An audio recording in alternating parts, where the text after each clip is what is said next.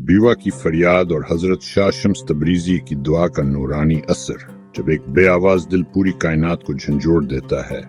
سینہ فگار شہر، دھند بھری صبح اور خاموشی میں ڈوبا ہوا وقت۔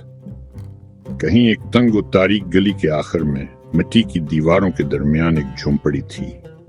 وہاں ایک عورت رہتی تھی، وہ بیوہ تھی۔ شوہر کی جدائی، بھوک کی مار، زمانے کی نظر، سب کچھ جھیل چکی تھی۔ اس کا دل زخمی تھا، مگر اس کی آنکھوں میں ایک عجیب سا نور تھا۔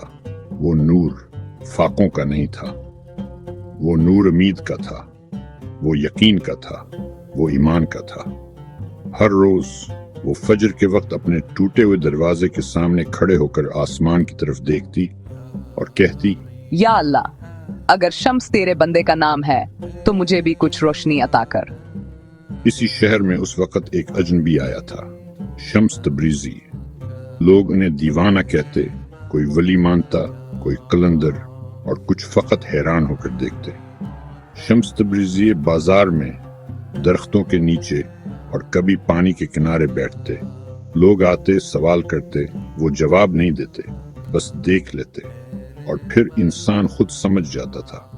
ان کی نظر ایسی تھی جو نہ صرف جسم بلکہ روح کو بھی کھول دیتی تھی۔ اس دن دھوپ تیز تھی۔ شمس تبریزی مسجد کے باہر بیٹھے تھے۔ گرد و غبار میں لپٹی ایک عورت جس کے چہرے پر صبر کی لکیریں تھیں، آہستہ آہستہ ان کے پاس آئی۔ نہ سلام، نہ سوال، بس آ کر بیٹھ گئی۔ لوگوں نے دیکھا، وہ عورت خاموش تھی، لیکن اس کی آنکھیں بول رہی تھیں، بے آواز چیخوں سے، ان سنی آہوں سے، اور ایک ایسی فریاد سے جو فقط خدا سنتا ہے۔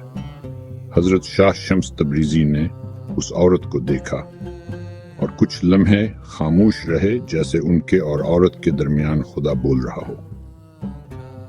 پھر آہستگی سے زمین کی طرف دیکھا اور کہا، دل سے نکلی ہوئی فریاد دعا نہیں رہتی، وہ روشنی بن جاتی ہے، اور روشنی کبھی رد نہیں ہوتی۔ پھر انہوں نے آسمان کی طرف ہاتھ اٹھائے اور آنکھیں بند کر لیں، جو آسمان کا در کھول دے۔ یا الہی، جس دل نے توکل میں آنکھیں بند کر لی، جس ہاتھ نے سوال سے پہلے دامن اٹھا دیا، جس ماں نے رزق نہ ہونے کے باوجود صبر کیا، اس کے آنگن میں اپنی رحمت اتار دے، اس کے سائے میں فرشتے اتار دے، اور اس کے دکھوں کو ایسا دھو دے کہ وہ دعا بن جائے جسے زمانہ یاد رکھے۔ وہ لمحہ ایسا تھا جیسے کائنات خاموش ہو گئی ہو، نہ ہوا چلی، نہ کوئی پرندہ بولا، جیسے زمین نے بھی سجدہ کر لیا ہو۔ صبح جب وہ بیوہ عورت بیدار ہوئی تو دروازے پر دستک ہوئی۔ سامنے ایک شخص کھڑا تھا، سنہری امامہ، خادم سا حلیہ، اور ہاتھ میں ایک تھیلی۔ بی بی جی، میں آپ کے مرحوم شوہر کا پرانا ساتھی ہوں۔ انہوں نے میری پاس کچھ امانت رکھی تھی، سالوں بعد واپس لوٹا ہوں۔ یہ سونا، کپڑے اور کاغذات آپ کے حق کا ہیں۔ وہ عورت کچھ لمحے ساکت رہی، پھر آہستہ آہستہ زمین پر گر گئی اور سجدے میں ڈوب گئی۔ لبوں پر صرف اتنا تھا، یا شمس، تیرا اللہ زندہ ہے۔